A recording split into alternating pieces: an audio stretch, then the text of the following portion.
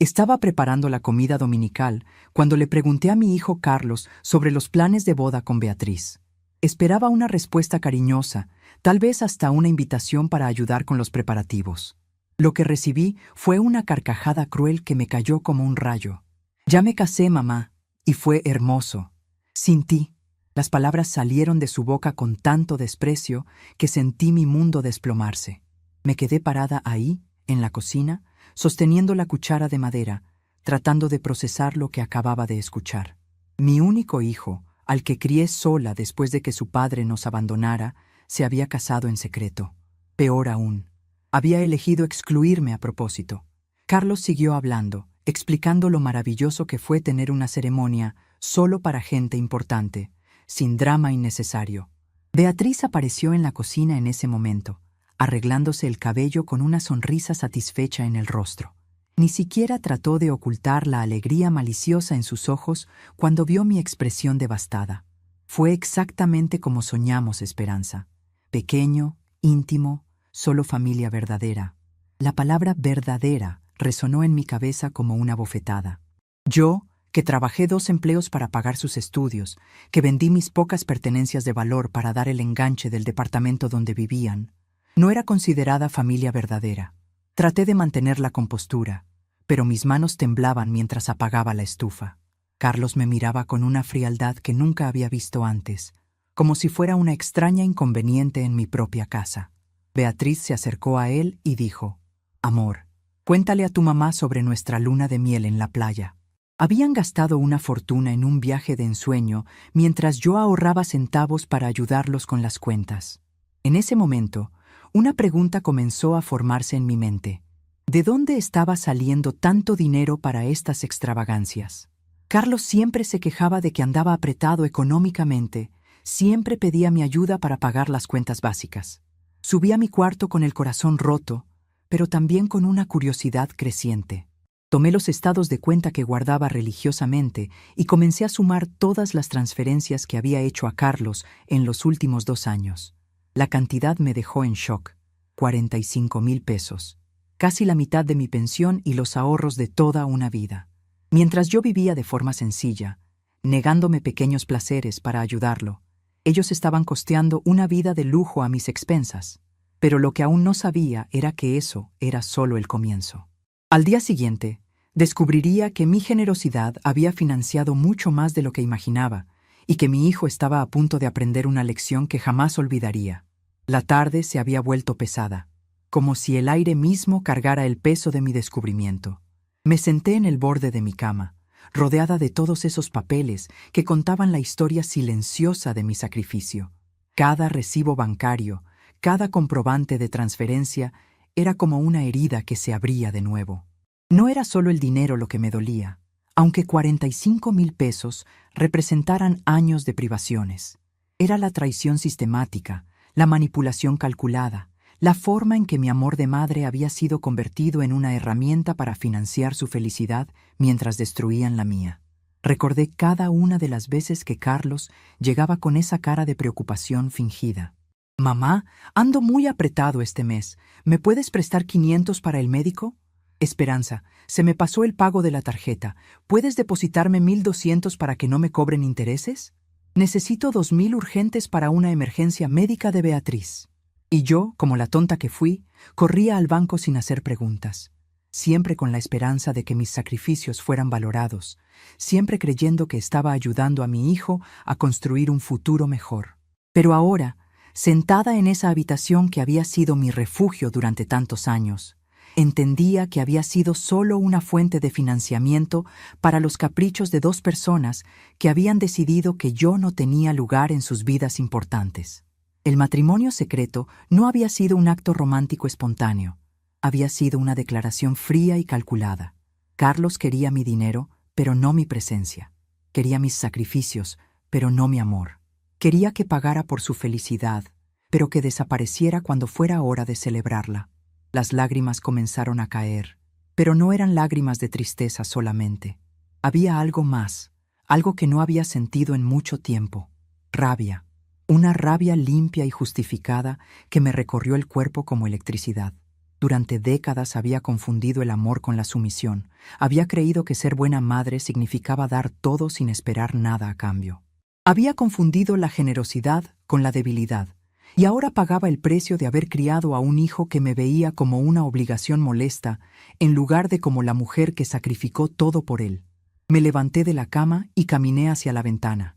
Afuera, la vida seguía su curso normal. Los vecinos regresaban del trabajo dominical. Los niños jugaban en la calle, las señoras platicaban en las banquetas. Todo parecía tan normal, tan cotidiano, mientras mi mundo se desmoronaba en silencio. Pero había algo diferente en mí. Por primera vez en años, no me sentía la víctima de la situación.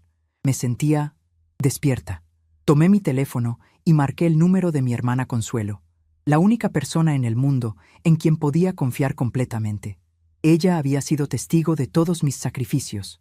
Había tratado de advertirme sobre el comportamiento de Carlos en más de una ocasión, pero yo siempre la defendía con el argumento de que una madre debe apoyar a sus hijos sin condiciones.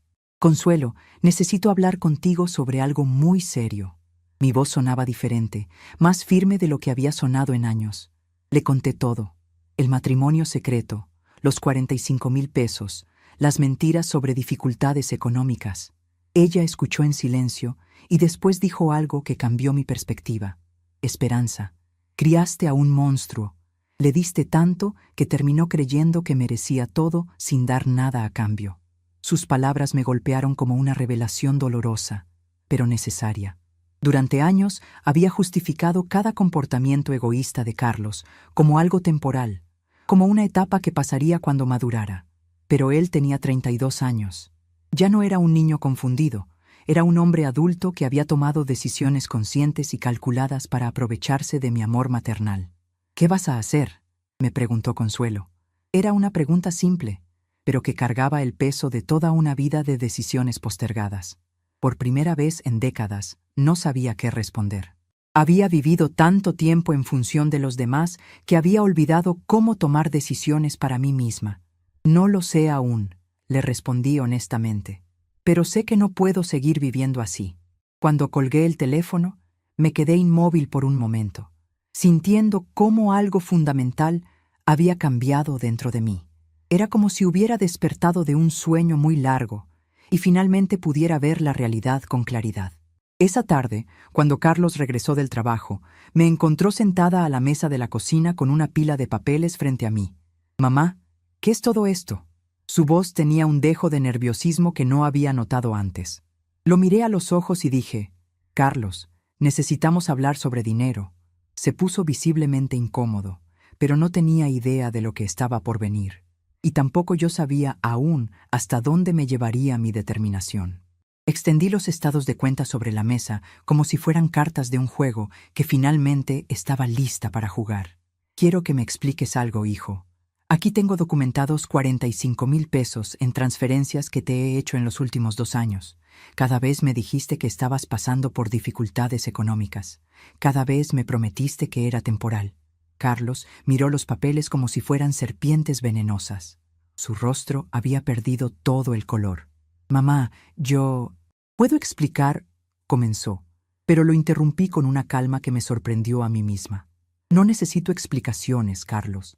Necesito entender, porque ayer me dijiste que tu boda fue hermosa sin mí, que solo invitaron a familia verdadera. Y hoy veo una casa llena de cosas caras que aparentemente compraron con el dinero que yo les daba para sobrevivir». Mi voz no temblaba, no gritaba. Era simplemente firme, como no había sido en años. Beatriz apareció en la cocina en ese momento, y su expresión cambió inmediatamente cuando vio los papeles sobre la mesa. «¿Qué está pasando aquí?», preguntó con esa voz dulce que usaba cuando quería aparentar inocencia.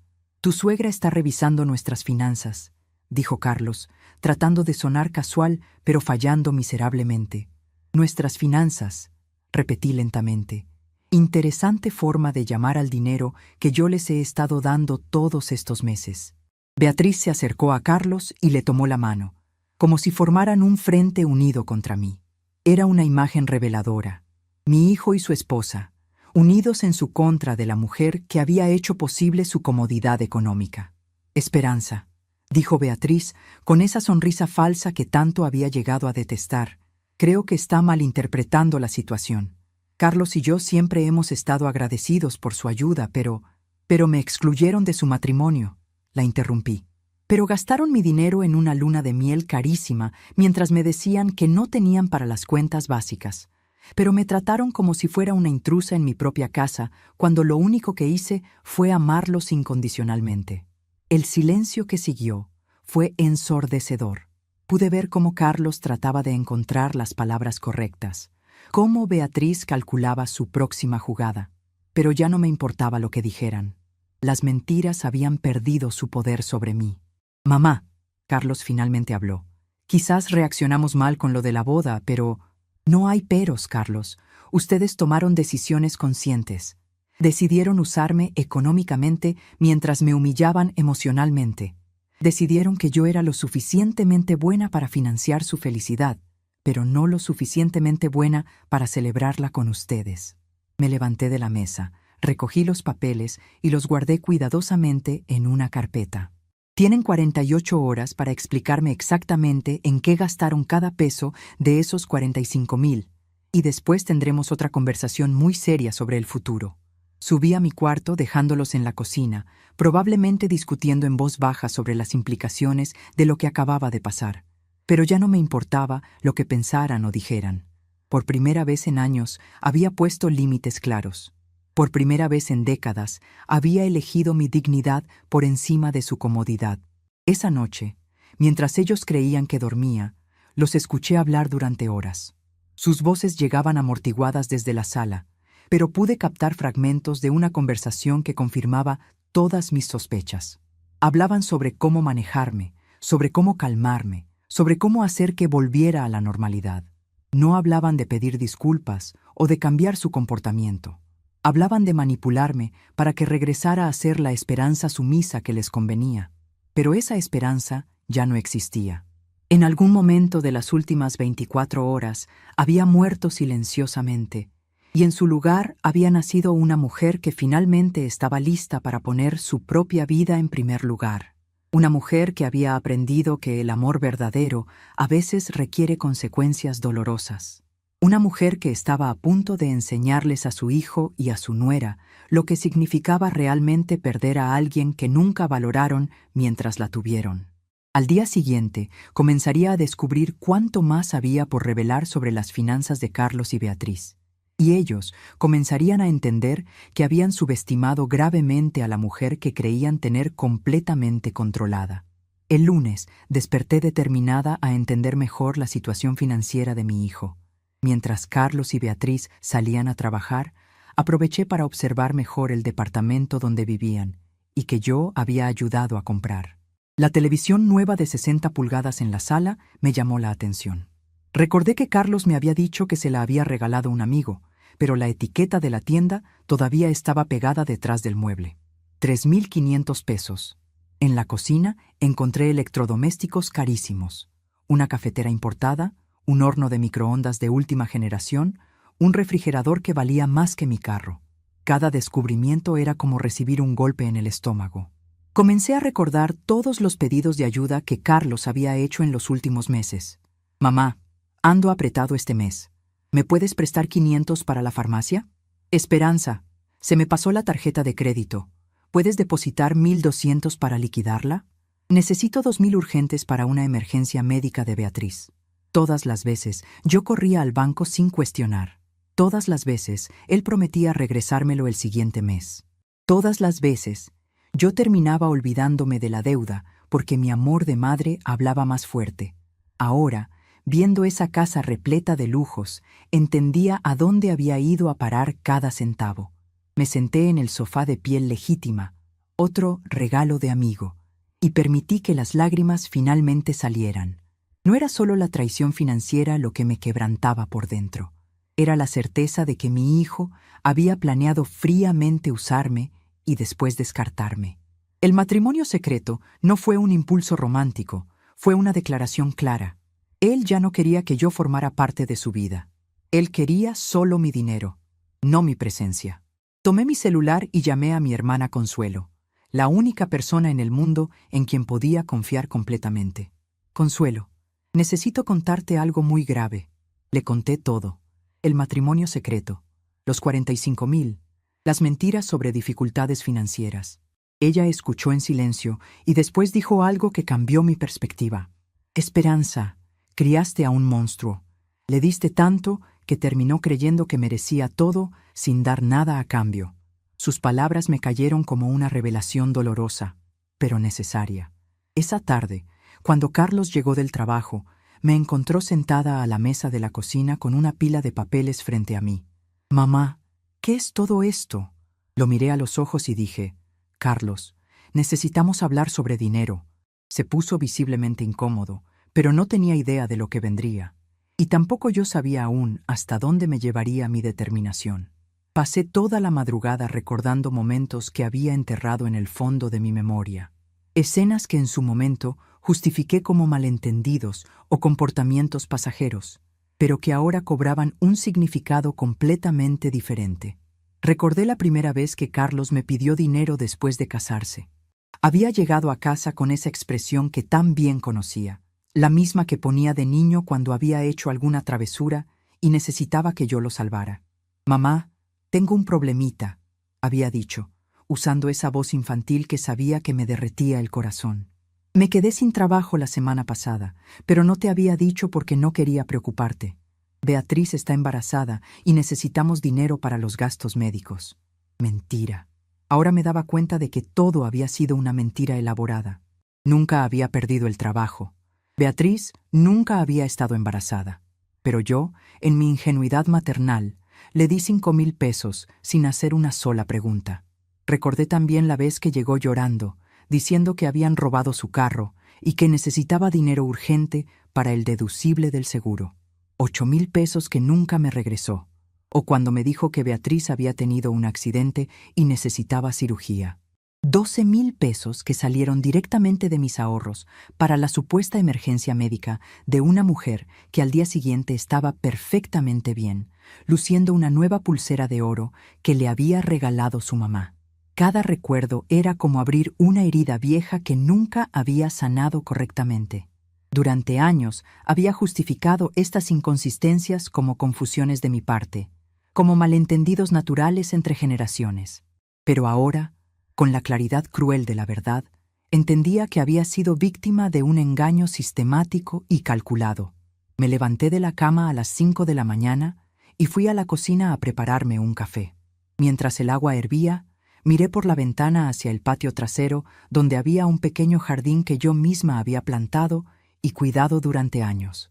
Esas plantas habían crecido con mi amor y dedicación, igual que mi hijo. Pero a diferencia de las plantas, que me regresaban belleza y oxígeno, Carlos solo había aprendido a tomar y tomar sin dar nada a cambio.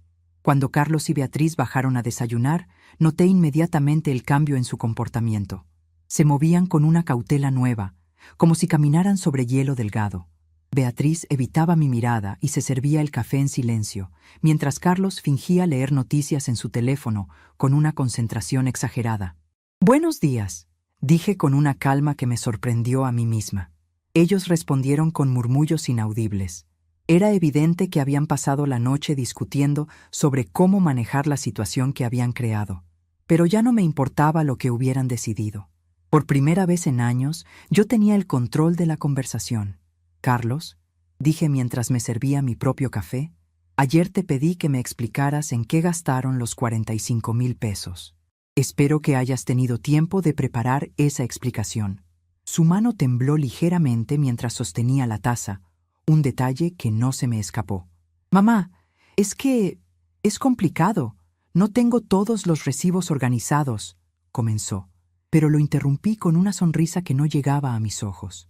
«No te preocupes por los recibos, hijo. Solo quiero que me cuentes, de memoria, las grandes compras que hicieron. Por ejemplo, esa televisión nueva de la sala. ¿Cuándo la compraron?». El silencio que siguió fue revelador. Beatriz se movía incómoda en su silla, mientras Carlos buscaba desesperadamente una respuesta que sonara creíble. Esa nos la regaló mi primo Alejandro cuando se mudó a Guadalajara», mintió torpemente. «¡Qué curioso!», respondí manteniendo mi tono conversacional. porque ayer encontré la factura en el cajón de la sala.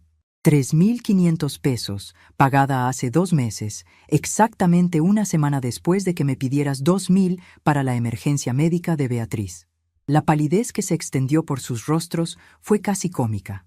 Beatriz finalmente habló, con esa voz dulce que usaba cuando quería manipular a alguien. Esperanza, creo que está confundiendo las fechas. Tal vez... No estoy confundiendo nada, Beatriz. Durante 67 años he vivido en este mundo, y aunque ustedes parezcan creer que soy una vieja tonta, mi mente está perfectamente clara. Mi voz había adquirido una firmeza que no había usado en décadas.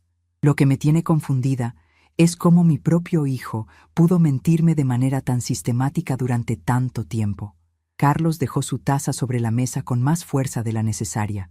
Mamá, no es lo que piensas. Nosotros... ¿Nosotros qué, Carlos? ¿Nosotros decidimos que yo era tan estúpida que no me daría cuenta? ¿Nosotros pensamos que mi amor de madre era tan ciego que podrían aprovecharse de mí indefinidamente?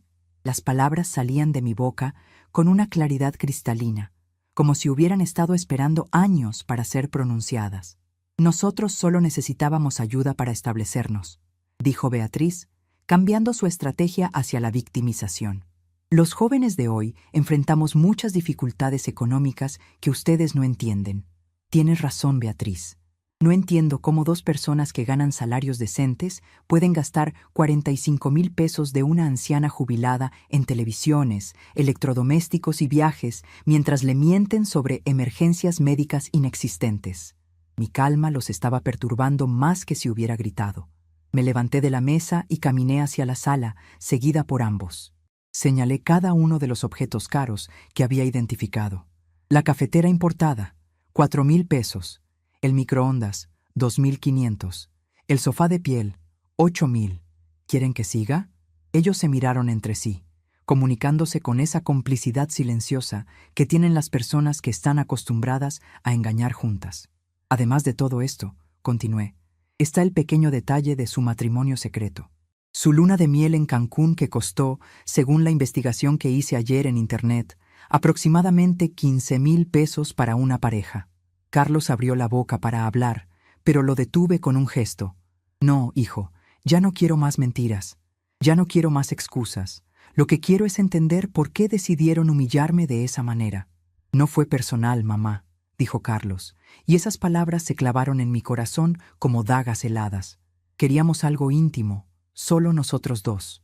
Nada personal, repetí lentamente. Excluir a la mujer que sacrificó toda su vida por ti no fue nada personal. Mentirme para robarme dinero no fue nada personal. Hacerme sentir como una extraña en mi propia casa no fue nada personal. Mi voz se había vuelto un susurro, pero cada palabra cayó en el silencio como una piedra en agua quieta. Beatriz se acercó a Carlos y le tomó la mano. Ese gesto que yo había visto tantas veces y que ahora entendía como lo que realmente era, una declaración de guerra silenciosa contra mí. Esperanza, creo que está dramatizando demasiado. Las familias tienen malentendidos, pero siempre se pueden arreglar las cosas. ¿Malentendidos? La palabra salió de mi boca como una carcajada amarga. ¿Llamas malentendido a una estafa sistemática de 2 años? ¿Llamas malentendido a planear conscientemente mi exclusión del momento más importante en la vida de mi hijo? Me senté en mi sillón favorito, el único mueble de esa sala que realmente me pertenecía, y los miré con una calma que me sorprendía incluso a mí. ¿Saben lo que más me duele de todo esto?, pregunté, y por primera vez en toda la conversación vi algo parecido a la vergüenza en los ojos de Carlos. No es el dinero. No son las mentiras. No es ni siquiera la humillación del matrimonio secreto. Lo que más me duele es darme cuenta de que crié a un hijo que es capaz de ver a su propia madre como una fuente de recursos en lugar de como un ser humano que merece respeto y amor. El silencio que siguió fue tan profundo que se podía escuchar el tic-tac del reloj de la cocina. Carlos había bajado la cabeza, incapaz de sostener mi mirada.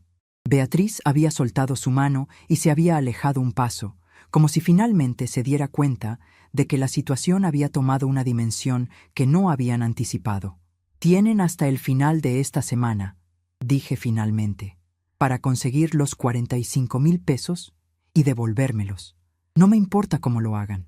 No me importa si tienen que vender sus juguetitos caros, si tienen que pedir prestado, o si tienen que trabajar horas extras durante los próximos 5 años.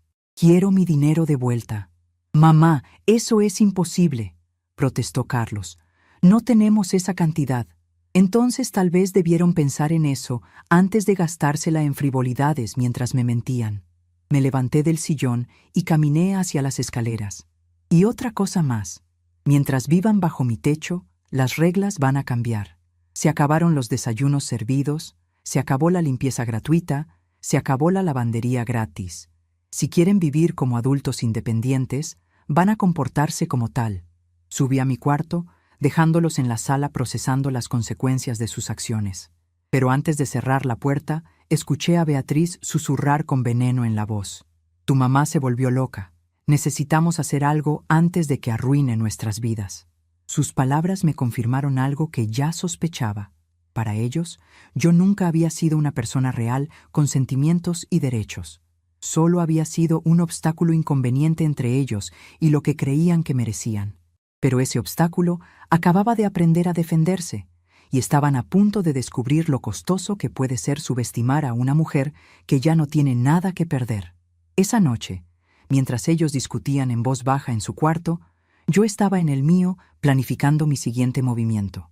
Porque si había algo que estaba completamente clara, era que esta historia apenas estaba comenzando. Y por primera vez en años, yo tenía la intención de escribir el final. Pasé toda la noche sin dormir, organizando documentos y haciendo cálculos que debería haber hecho hace mucho tiempo. El martes por la mañana, mientras Carlos y Beatriz dormían, salí de casa con una carpeta llena de papeles y fui directo al banco. Hablé con el gerente sobre todas las transferencias que había hecho y pedí cancelar la autorización automática que Carlos tenía para mover mi cuenta. ¿Está segura, señora? Es su hijo, ¿verdad? Exactamente por eso estoy segura, respondí con una firmeza que me sorprendió. Después fui al registro público y solicité una segunda copia de todos los documentos de la casa donde vivíamos. El descubrimiento que hice en el registro público me dejó furiosa de una manera que jamás había experimentado. La casa, que estaba solo a mi nombre, había sido usada como garantía en un préstamo de 20,000 pesos que Carlos hizo sin mi conocimiento. Había falsificado mi firma y usado documentos alterados. Durante 2 años yo estaba pagando cuotas de un préstamo que ni sabía que existía, mientras él gastaba el dinero en lujos para impresionar a su esposa. El funcionario del registro me explicó que podía cancelar el préstamo y denunciar el fraude, pero eso significaría consecuencias legales graves para Carlos.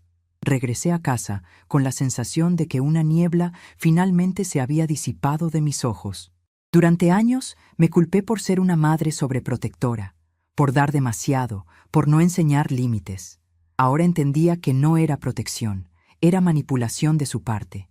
Carlos había aprendido desde temprano que yo siempre cedería, siempre perdonaría, siempre renunciaría a todo por él. Él no me veía como madre, me veía como una fuente inagotable de recursos. Me senté en la terraza y oré pidiendo sabiduría para tomar la decisión correcta. No quería venganza, quería justicia. El miércoles llamé a Consuelo y le pedí que viniera a visitarme. Cuando Carlos llegó del trabajo, nos encontró a las 2 sentadas en la sala con varios documentos esparcidos en la mesa de centro. «Mamá, tía Consuelo, ¿qué reunión es esta?» Mi hermana me miró y asintió con la cabeza, dándome fuerza para lo que necesitaba hacer. «Carlos, descubrí sobre el préstamo fraudulento que hiciste usando mi casa como garantía». Su rostro se puso blanco como papel. Trató de negar, después minimizar, después justificarse, pero ya no estaba interesada en sus explicaciones. Tienes 48 horas para devolver los 20,000 del préstamo y liquidar todas las cuotas que pagué sin saber. Comenzó a gritar, diciendo que estaba loca, que él era mi hijo, que las familias no se hacen eso unas a otras. Pero en ese momento, finalmente entendí una verdad liberadora. Él había dejado de ser mi hijo en el momento que decidió traicionarme. Pero lo que Carlos no sabía era que mis descubrimientos apenas comenzaban. Mientras él gritaba y Beatriz fingía sorpresa, yo había estado construyendo meticulosamente un caso que haría temblar los cimientos de la realidad que habían construido sobre mis espaldas. Esa mañana, antes de sus teatros dramáticos, había hecho algo que cambiaría todo. Había contratado a un investigador privado. Don Arturo Mendoza era un hombre de 60 años, ex policía, que se especializaba en casos de fraude familiar. Cuando le conté mi historia por teléfono, su respuesta fue directa. Señora Esperanza, lo que me describe no es solo abuso financiero, es un delito federal. Permítame ayudarla a documentar todo correctamente. En menos de 3 horas, don Arturo había trazado un mapa completo de las finanzas de Carlos que me dejó sin palabras. No eran solo los 45,000 pesos que me habían robado directamente. Carlos había usado mi información personal para abrir 3 tarjetas de crédito diferentes, todas a mi nombre, todas con deudas acumuladas de más de 60,000 pesos. Había falsificado mi firma en documentos de seguros. Había usado mi dirección para registrar un negocio fantasma que le permitía deducir impuestos ilegalmente. Y había incluso vendido algunos de mis muebles antiguos en sitios de Internet, presentándose como mi apoderado legal. Señora, me dijo don Arturo mientras revisábamos los documentos en una cafetería del centro, su hijo no es solo un ladrón, es un delincuente sofisticado.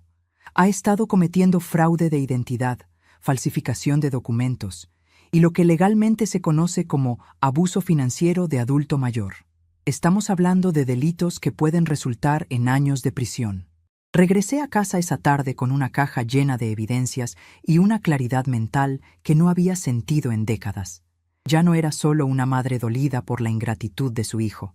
Era una víctima de múltiples delitos federales con evidencia suficiente para arruinar completamente la vida de Carlos. Pero antes de decidir qué hacer con esa información, quería ver hasta dónde llegaba su capacidad de mentir cuando se sintiera verdaderamente acorralado. Esa noche durante la cena, mientras Carlos y Beatriz comían en silencio, puse sobre la mesa una de las tarjetas de crédito que habían abierto a mi nombre. Carlos, ¿puedes explicarme qué es esto? Él miró la tarjeta como si fuera una serpiente venenosa. Mamá, yo no sé de qué hablas. Es una tarjeta de crédito a mi nombre, con una deuda de 18,000 pesos, que fue solicitada desde tu dirección de correo electrónico hace 8 meses. Beatriz dejó caer su tenedor. El sonido del metal contra el plato resonó en el silencio como un disparo. Carlos, ¿qué significa esto?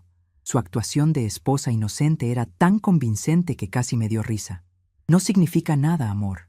Debe ser un error del banco. ¿Un error? Repetí con calma mortal. Como el error del préstamo que hiciste con mi casa, como el error de las otras 2 tarjetas que también descubrí. En ese momento, la máscara de Carlos finalmente se desplomó. Sus ojos se llenaron de pánico genuino, el tipo de pánico que siente un criminal cuando se da cuenta de que su víctima tiene más información de la que había calculado. Mamá, puedo explicártelo todo, solo necesito tiempo para... No necesitas tiempo, Carlos, necesitas un abogado. Me levanté de la mesa y fui por la caja de documentos que había dejado en mi cuarto. Cuando regresé, volqué todo el contenido sobre la mesa del comedor.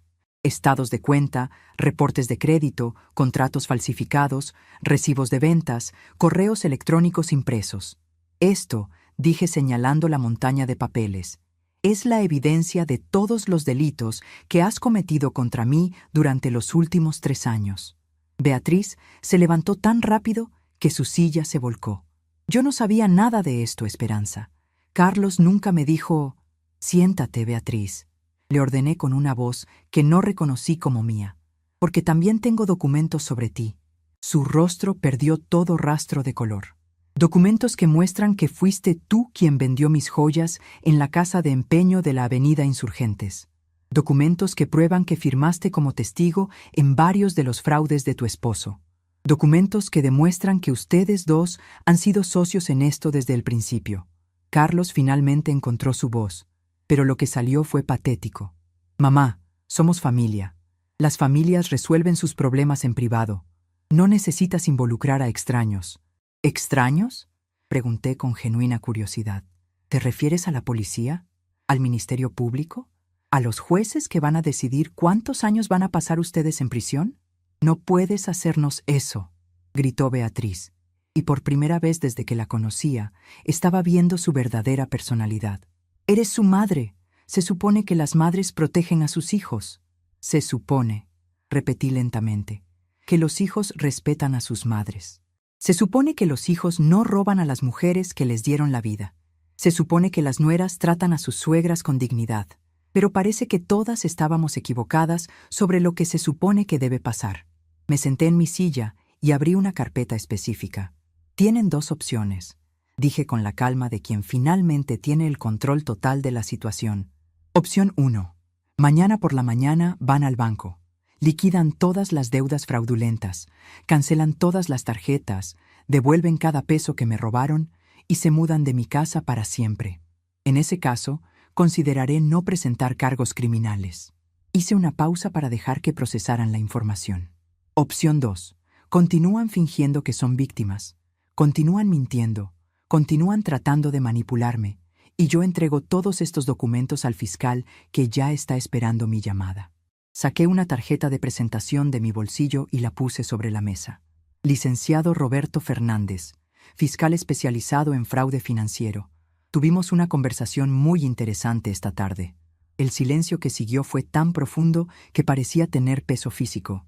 Pude ver cómo Carlos y Beatriz se comunicaban con miradas desesperadas, tratando de encontrar una salida que no existía. Habían subestimado completamente a la mujer que creían conocer, y ahora se daban cuenta de que habían estado jugando ajedrez contra alguien que conocía todas sus jugadas desde el principio. ¿Cuánto tiempo tenemos para decidir?, preguntó Carlos finalmente, y su voz sonaba como la de un niño asustado. Hasta mañana a las 6 de la tarde, respondí. Después de esa hora, la decisión será tomada por ustedes por omisión, y automáticamente elegiré la opción 2.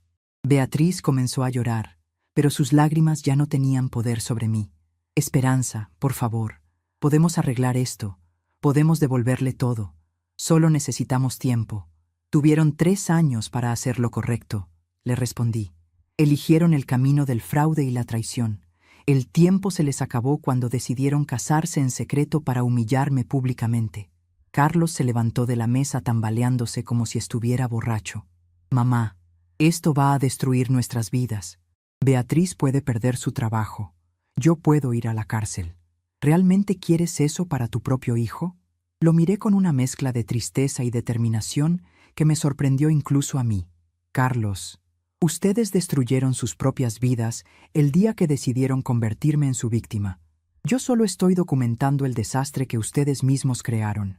Esa noche, mientras ellos se encerraban en su cuarto susurrando desesperadamente, yo estaba en el mío sintiéndome más libre de lo que me había sentido en años.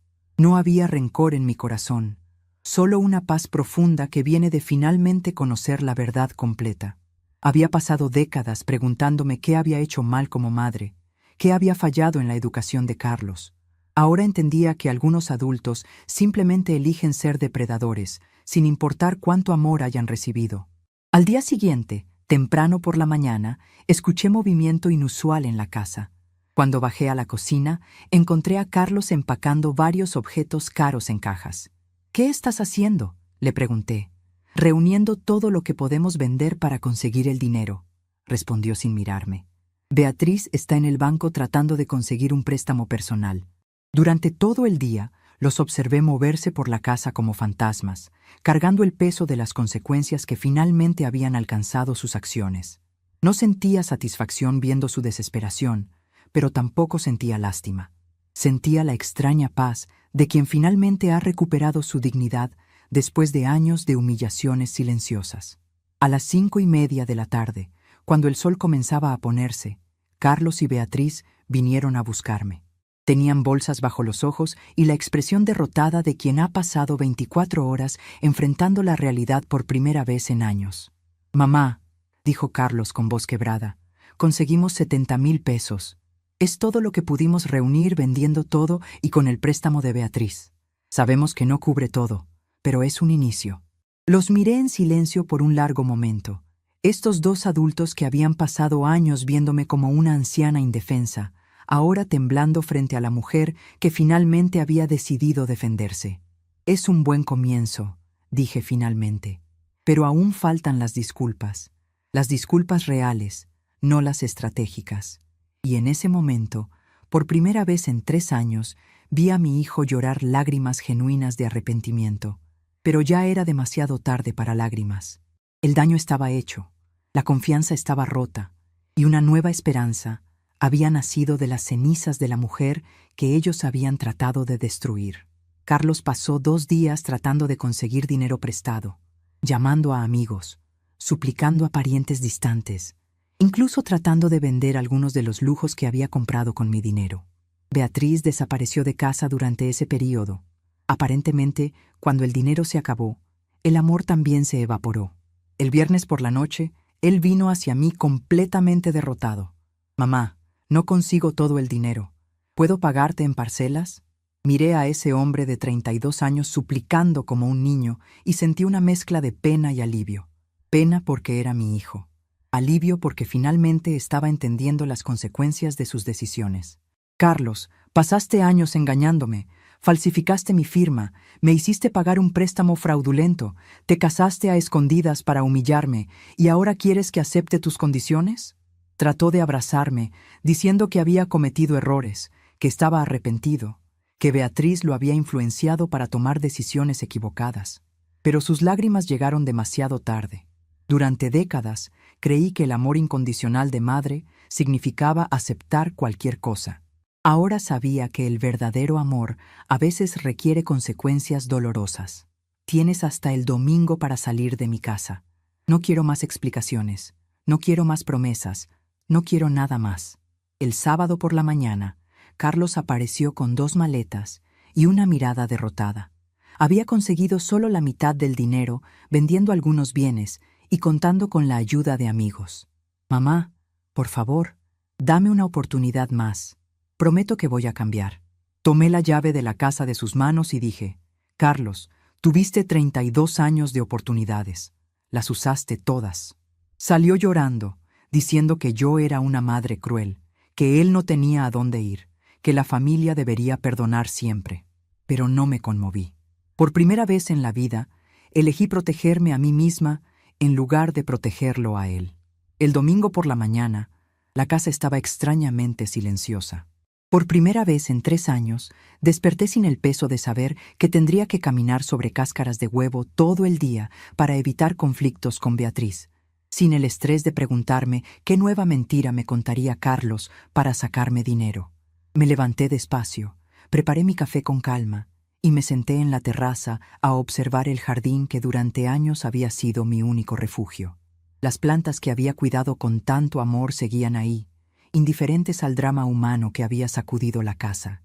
Las flores que había regado todas las mañanas florecían hermosas, recordándome que la vida continúa independientemente de nuestras tragedias personales.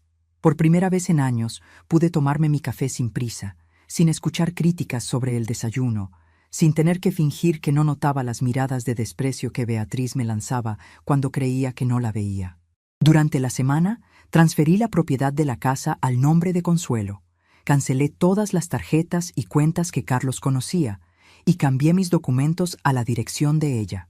Durante la semana, él llamó varias veces, alternando entre peticiones desesperadas y amenazas vacías. Beatriz regresó a casa de sus padres, dejando a Carlos solo con las consecuencias de sus decisiones. A final de mes, supe por vecinos que él se había mudado a un departamento diminuto en un barrio peligroso, finalmente experimentando las dificultades económicas que siempre fingió tener. No sentí satisfacción con su desgracia, pero sí sentí paz con mi decisión. Ellos querían que yo desapareciera de sus vidas para poder seguir usándome en silencio. Entonces fue exactamente lo que hice. Desaparecí, llevándome conmigo todo lo que ellos creían tener derecho a tomar. Pero la verdadera lección estaba apenas comenzando. Una tarde de miércoles, mientras organizaba algunos papeles en mi escritorio, sonó el timbre. Era Beatriz, pero no la Beatriz arrogante y manipuladora que había vivido en mi casa durante años. Esta era una mujer desaliñada, con ojeras profundas y la desesperación pintada en cada línea de su rostro. «Esperanza, necesito hablar contigo», dijo con una voz que temblaba de ansiedad. «Por favor, solo 5 minutos». La dejé entrar, más por curiosidad que por compasión. Quería escuchar qué nueva estrategia había inventado para tratar de recuperar su vida cómoda. Perdí mi trabajo, comenzó sin preámbulos. Cuando el banco investigó el préstamo que saqué para tratar de pagarte, descubrieron inconsistencias en mi historial crediticio. Mi jefe se enteró de que estaba involucrada en fraudes financieros y me despidió inmediatamente.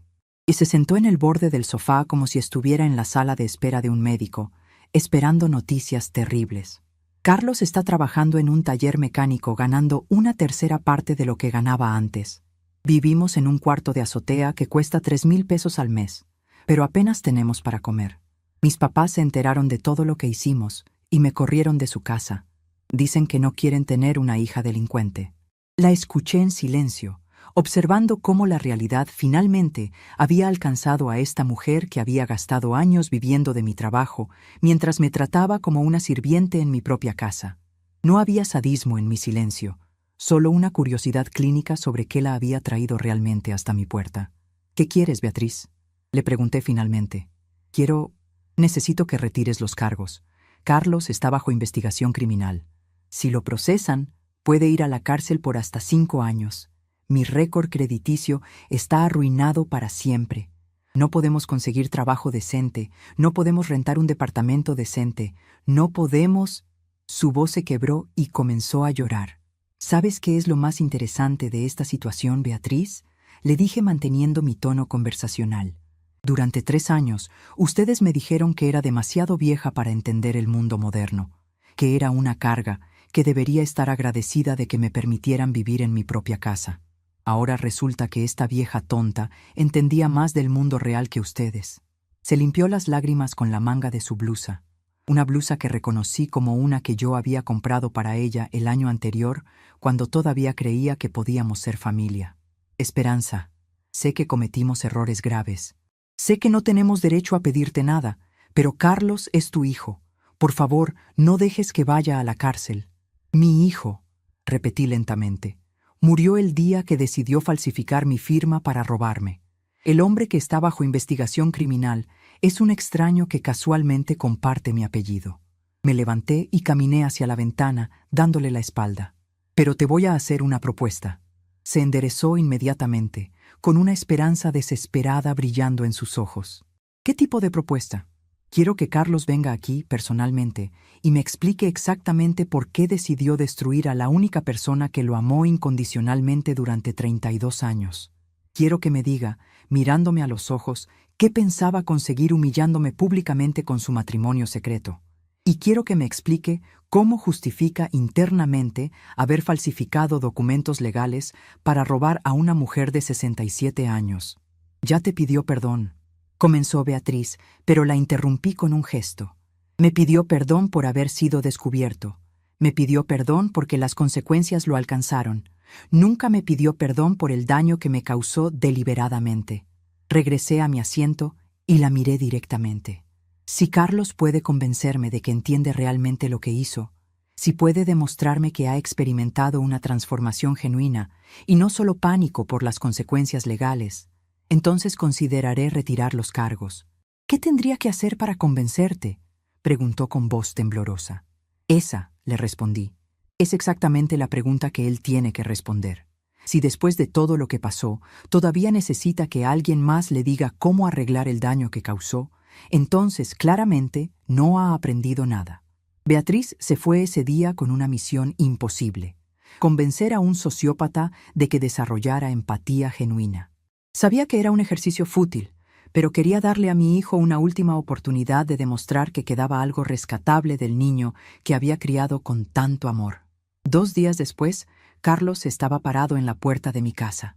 Pero no era el Carlos arrogante que había vivido aquí durante años, ni el Carlos desesperado que había suplicado por más tiempo. Este era un hombre quebrado, visiblemente más delgado, con la humildad forzada de quien finalmente ha tocado fondo. «Mamá», comenzó, y su voz sonaba diferente. «Vine a decirte algo que debería haberte dicho hace años. No vine a pedirte que retires los cargos. Vine a pedirte perdón de verdad». Lo dejé entrar y nos sentamos en la sala donde tantas conversaciones dolorosas habían tenido lugar en los últimos meses. «Tengo todo el tiempo del mundo», le dije. «Creo que empezó cuando papá se fue», dijo lentamente, como si estuviera descubriendo las palabras mientras las pronunciaba. Tú trabajabas tanto para mantenernos que cuando llegabas a casa, exhausta, yo podía pedirte cualquier cosa y tú decías que sí. Aprendí que tus síes no tenían límite. Hizo una pausa y respiró profundamente. Cuando crecí, en lugar de apreciar lo que habías sacrificado por mí, solo veía una fuente ilimitada de recursos. No te veía como una persona con necesidades propias. Te veía como una máquina de dar. ¿Y Beatriz?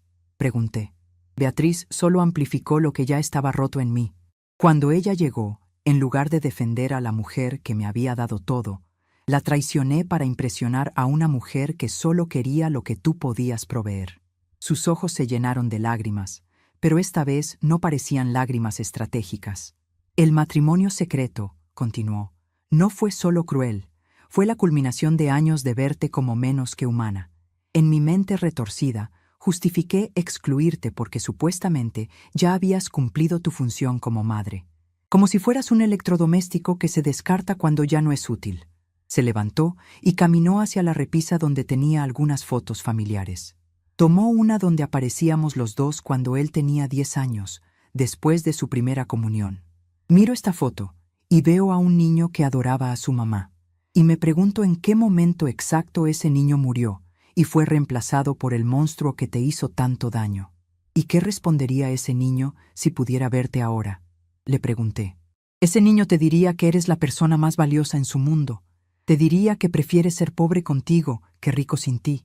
Te diría que tu amor valía más que cualquier cosa material que pudiera obtener traicionándote. Regresó la foto a su lugar y se volvió hacia mí. Pero ese niño creció y se convirtió en un hombre que decidió que el dinero era más importante que el amor.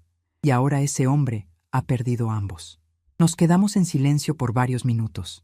Finalmente, le pregunté, ¿qué aprendiste de todo esto, Carlos? Aprendí que las consecuencias son reales. Aprendí que las personas tienen límites, incluso las madres. Aprendí que cuando destruyes la confianza, no puedes simplemente pedir que te la devuelvan. Hizo una pausa. Pero más importante, aprendí que tú no me perteneces, que tu amor no era un derecho que yo tenía, era un regalo que yo desperdiqué. ¿Y si retiro los cargos? Le pregunté. ¿Qué garantía tengo de que esto no se repetirá? No tienes ninguna garantía, respondió honestamente. Y no te estoy pidiendo que corras ese riesgo. Si decides seguir adelante con los cargos, lo acepto como la consecuencia justa de mis acciones. Si decides retirarlos, pasaré el resto de mi vida tratando de ser digno de esa segunda oportunidad. Por primera vez en meses, vi en sus ojos algo que no había visto desde que era niño. Humildad genuina.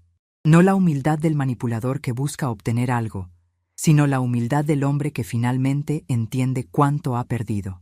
Esa noche, después de que se fue, llamé al licenciado Fernández y le dije que quería retirar los cargos. No porque creyera que Carlos había cambiado completamente, sino porque había visto suficiente arrepentimiento genuino como para darle una última oportunidad de demostrar que podía ser el hombre que yo había tratado de criar. Pero puse condiciones claras. El dinero no sería devuelto en parcelas, sino en trabajo. Carlos vendría a mi casa todos los sábados durante los próximos 2 años para hacer trabajos de mantenimiento, jardinería y cualquier tarea que yo necesitara. No como empleado, sino como hijo que está reparando el daño que causó. Y más importante, cualquier contacto futuro sería bajo mis términos, no los de él. Cuando le comuniqué mi decisión, él lloró de alivio, pero también de algo más profundo. Por primera vez en años, estaba experimentando consecuencias reales por sus acciones, pero también estaba recibiendo una oportunidad de redención que sabía que no merecía. Y quizás, solo quizás, esa tensión entre justicia y misericordia sería suficiente para comenzar a reconstruir no solo nuestra relación, sino el hombre que él había perdido en el camino. El viernes siguiente sería nuestro primer sábado de trabajo juntos. Y por primera vez en años, tenía curiosidad, en lugar de temor, sobre lo que el futuro nos traería. 3 meses después de que Carlos saliera de casa, me mudé a un pueblo pequeño en el interior, donde nadie conocía mi historia. Renté una casita sencilla con jardín y comencé una rutina que hacía décadas no experimentaba, vivir solamente para mí misma. Todas las mañanas, despierto sin prisa, tomo mi café viendo las plantas que yo misma siembro y cuido, y leo algunos versículos de la Biblia que me traen paz. Ya no tengo que preocuparme por cuentas que no son mías, por préstamos fraudulentos o por hijos ingratos que ven el amor como debilidad. Mi hermana Consuelo me visita cada mes y siempre comenta cómo cambió mi rostro. Esperanza, pareces 10 años más joven y tus ojos volvieron a brillar. Es verdad. Durante años, cargué el peso de una culpa que no era mía. Me sacrifiqué por alguien que no valoraba mis sacrificios y me hice pequeña para que otros se sintieran grandes. Ahora, por primera vez desde que me convertí en madre, puedo decir que soy completamente feliz. No es felicidad ruidosa o exagerada, es la felicidad silenciosa de quien finalmente encontró paz. El primer sábado después de mudarme, esperé toda la mañana a que Carlos apareciera para cumplir con su primera jornada de trabajo de reparación.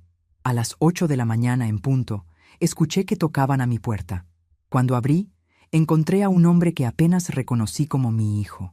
Había perdido peso, su ropa estaba limpia pero claramente usada, y en sus ojos había una humildad que no había visto desde que era niño.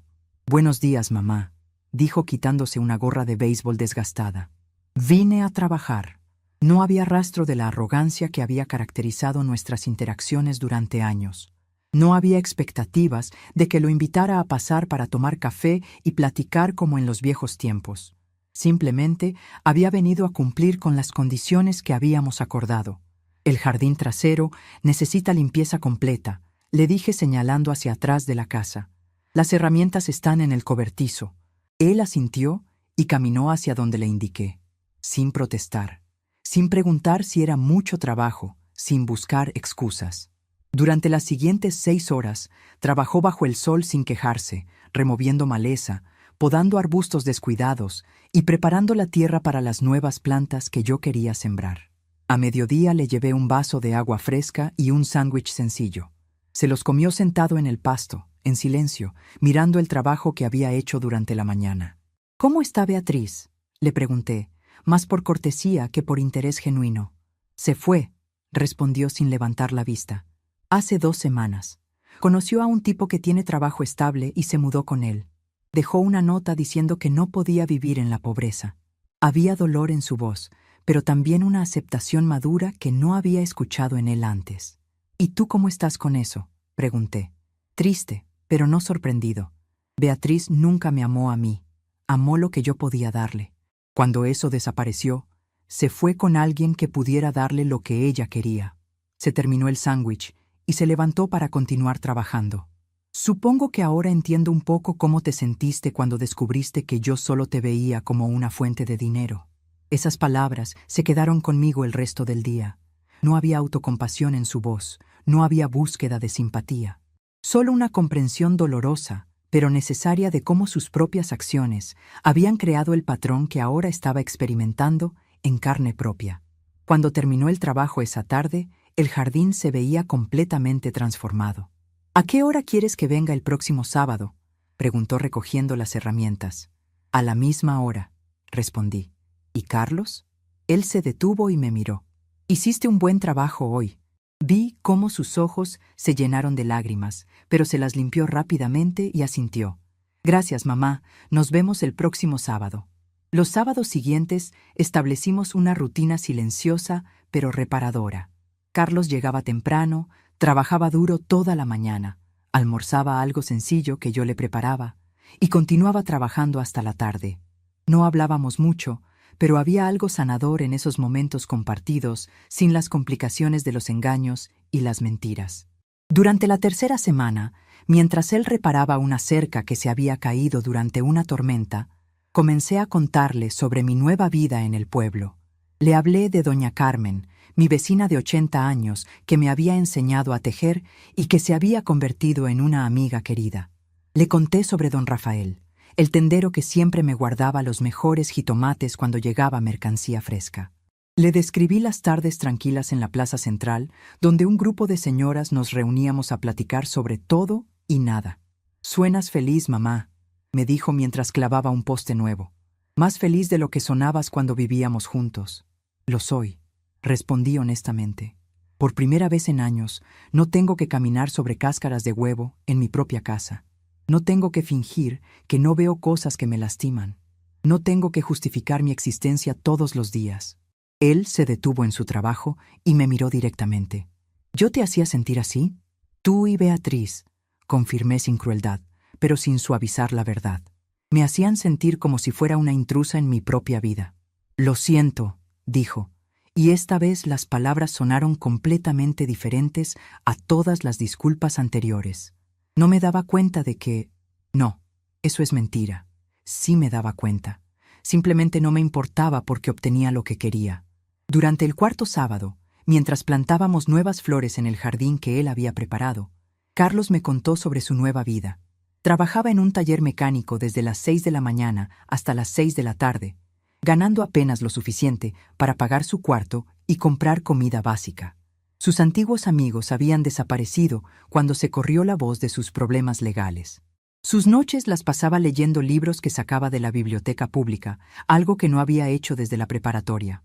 Es extraño, me dijo mientras regaba las plantas recién sembradas. Durante años perseguí tener más dinero, más cosas, más comodidades.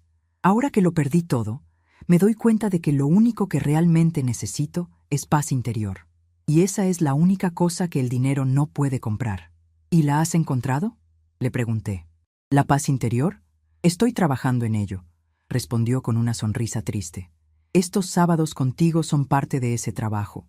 No solo por el trabajo físico, sino porque cada vez que vengo aquí y veo lo tranquila que estás sin mí, entiendo un poco más el daño que causé. En el 5º mes de nuestros sábados de trabajo, Carlos me trajo algo inesperado. Una carta escrita a mano, en papel sencillo. ¿Qué es esto?, pregunté. Es algo que escribí para ti, pero que no estoy seguro de tener el derecho de darte, dijo nerviosamente. La escribí varias veces durante las últimas semanas. Quería encontrar las palabras correctas para decirte algo que debería haberte dicho hace años. Abrí la carta y comencé a leer su letra familiar, una letra que había visto en tareas escolares, cartas de la universidad, y posteriormente en los cheques falsificados que había usado para robarme. Mamá, decía la carta, he pasado meses tratando de entender cómo me convertí en alguien capaz de lastimar a la persona que más me amó en este mundo. He buscado excusas, he culpado a otros, he tratado de minimizar lo que hice, pero la verdad es simple y terrible. Decidí tratarte como una cosa en lugar de como una persona. Durante 32 años, fuiste la constante en mi vida. Cuando papá se fue, tú te quedaste. Cuando fracasé en la escuela, tú me apoyaste. Cuando cometí errores, tú me perdonaste. Cuando necesité dinero, tú te sacrificaste. Y en algún momento, confundí tu amor incondicional con debilidad. Pensé que siempre estarías ahí sin importar cómo te tratara. El matrimonio secreto no fue solo cruel, fue simbólico. En mi mente retorcida, ya no eras la mujer que me había dado la vida. Eras simplemente alguien de quien ya no necesitaba fingir que me importaba. Había conseguido todo lo que quería de ti, y ahora podía descartarte. Pero estos meses de trabajar en tu jardín, de verte construir una nueva vida sin mí, me han enseñado algo que debería haber sabido siempre, que el amor no es un derecho, es un regalo, y yo desperdiqué el regalo más valioso que jamás recibí. No te escribo esta carta para pedirte perdón otra vez. Te la escribo para decirte algo más importante, que aunque tardé 32 años en aprenderlo, finalmente entiendo que eres una de las mejores personas que han caminado por esta tierra. Y aunque no merezco el privilegio de llamarte mamá después de lo que hice, estoy agradecido de que la sangre que corre por mis venas sea la misma que corre por las tuyas. Con amor y respeto que llegaron demasiado tarde, pero que son genuinos, Carlos. Cuando terminé de leer, tenía lágrimas en los ojos. No lágrimas de tristeza, sino lágrimas de un tipo de cierre que no sabía que necesitaba. Durante meses había esperado que Carlos entendiera realmente lo que había hecho, y esta carta era la prueba de que finalmente había ocurrido esa comprensión. ¿Qué piensas?, preguntó nerviosamente. Pienso que el hombre que escribió esta carta es alguien que no había conocido antes, respondí. Y pienso que tal vez, solo tal vez, no perdí completamente al hijo que crié con tanto amor. Ese día trabajamos juntos plantando un rosal nuevo en el centro del jardín. Era una variedad que florecía en diferentes colores en la misma planta. algo hermoso que nacía de una sola raíz, pero que se expresaba de maneras diversas. Mientras lo plantábamos juntos, me di cuenta de que tal vez esa era una metáfora perfecta para lo que estábamos construyendo. Algo nuevo que crecía de lo que había quedado de nuestra relación original. La semana pasada, por primera vez en meses, Carlos me preguntó si podía quedarse a cenar después del trabajo. Preparé una comida sencilla y comimos en silencio cómodo en mi pequeña cocina. Antes de irse, me dio un abrazo, el primer abrazo genuino que habíamos compartido en años. «Te amo, mamá», me dijo. «Y sé que no tengo derecho a decirlo después de todo lo que pasó, pero es verdad». «Yo también te amo, hijo», respondí. «Nunca dejé de amarte, pero tuve que aprender a amarme a mí misma también». Hoy, mientras riego las flores que hemos plantado juntos durante estos meses, reflexiono sobre el camino que nos trajo hasta aquí. Durante años, mi existencia fue reducida al papel de conveniencia. La suegra que ayuda, la abuela que cuida, la madre que cede. Hasta el día que entendí que cuando aceptas ser figurante de tu propia historia, otros escriben tu guión.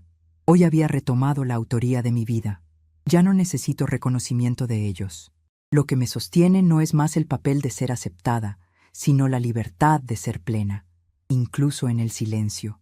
Algunos vínculos son como hojas en otoño, hermosos mientras duran, pero más libres cuando necesitan caer.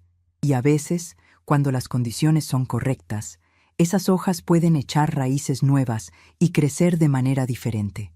El amor de madre no termina, solo cambia de forma. Ya no es el amor ciego que acepta cualquier cosa. Ahora es un amor con límites, con respeto mutuo, con dignidad. Es un amor que reconoce que tanto la madre como el hijo son seres humanos completos que merecen ser tratados con honor. Esta tarde, Carlos vendrá para nuestro sábado de trabajo habitual. Vamos a construir un pequeño cobertizo para las herramientas de jardín. Trabajaremos lado a lado, no como víctima y victimario, sino como dos personas que están aprendiendo a conocerse de nuevo. Y tal vez, solo tal vez, estamos construyendo algo más duradero que el cobertizo. Estamos construyendo una relación basada en respeto en lugar de manipulación. Ayer por la tarde, mientras regaba las plantas nuevas que habíamos sembrado la semana anterior, llegó una carta inesperada. Era de Beatriz. Reconocí inmediatamente su letra cursiva en el sobre. Esa misma letra que había visto tantas veces escribiendo listas de compras caras que yo terminaba pagando sin saberlo. Por un momento, consideré tirar la carta sin abrirla. Había logrado construir una vida de paz, y no tenía interés en que el fantasma de conflictos pasados perturbara esa tranquilidad. Pero la curiosidad pudo más que la precaución. La abrí y encontré 4 páginas escritas a mano, llenas de una caligrafía que temblaba en algunos párrafos, como si hubiera sido escrita entre lágrimas. «Esperanza», comenzaba la carta, «sé que no tengo derecho a escribirte después de todo lo que pasó, pero hay cosas que necesito decirte antes de que sea demasiado tarde. Me voy a mudar a otro estado la próxima semana, y no sé si volveremos a tener contacto alguna vez». La carta continuaba contando una historia que jamás había escuchado. Beatriz escribía sobre su infancia en una casa donde el dinero siempre había sido escaso, donde había visto a su madre trabajar 3 empleos para mantener a 5 hijos después de que su padre los abandonara. Describía cómo había jurado que nunca viviría esa precariedad, cómo había decidido desde adolescente que se casaría con alguien que pudiera darle seguridad económica. Cuando conocí a Carlos, escribía, no me enamoré de él. Me enamoré de la estabilidad que representaba. Y cuando descubrí que usted era la fuente real de esa estabilidad, decidí que tenía que quitarla del camino para que esa fuente fuera completamente nuestra. Las palabras eran brutalmente honestas, sin intentos de suavizar la realidad de sus intenciones. El matrimonio secreto fue idea mía, confesaba. Yo convencí a Carlos de que sería romántico, pero la verdad es que quería humillarla públicamente. Quería que se sintiera tan herida que decidiera alejarse de nosotros para siempre. Pensé que si lograba que usted se fuera voluntariamente, Carlos se quedaría completamente dependiente de mí, y yo tendría control total sobre el dinero que usted le daba. Leí esas líneas varias veces, procesando la frialdad calculada detrás de acciones que había interpretado como simple egoísmo juvenil. Beatriz no solo había participado en el fraude, había sido la arquitecta emocional de mi humillación. Pero todo me salió al revés, continuaba la carta. En lugar de alejarse calladamente, usted se defendió. En lugar de seguir siendo la víctima silenciosa que yo necesitaba que fuera, se convirtió en una mujer que luchó por su dignidad.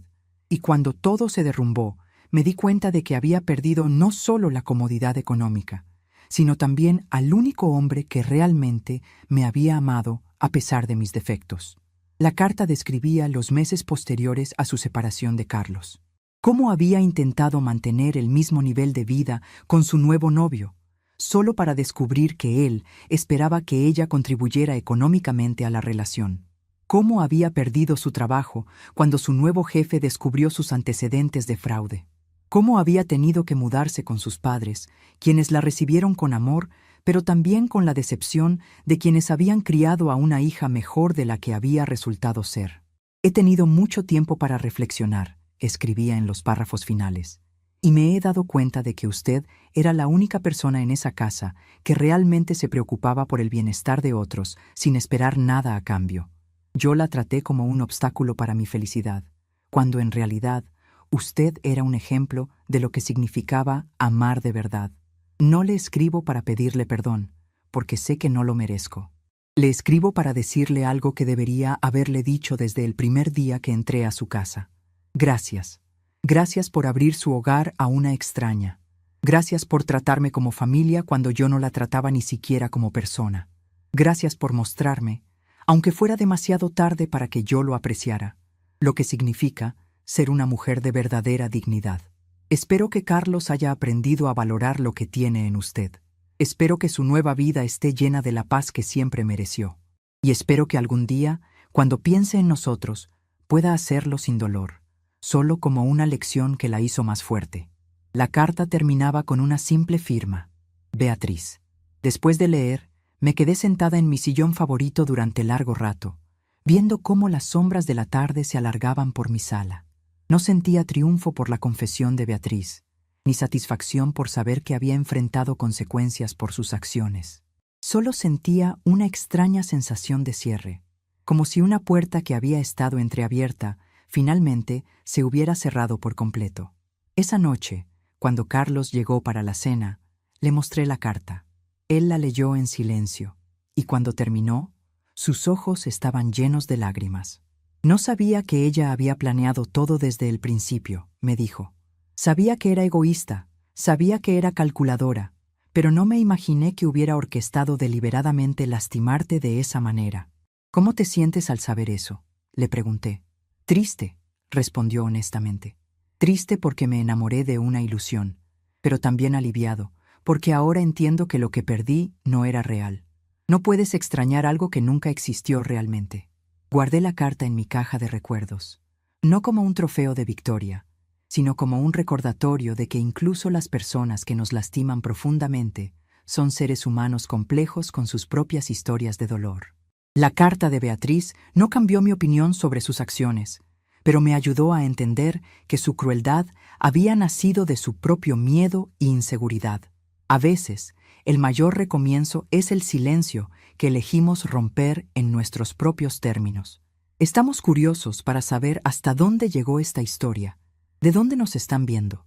Comenten abajo.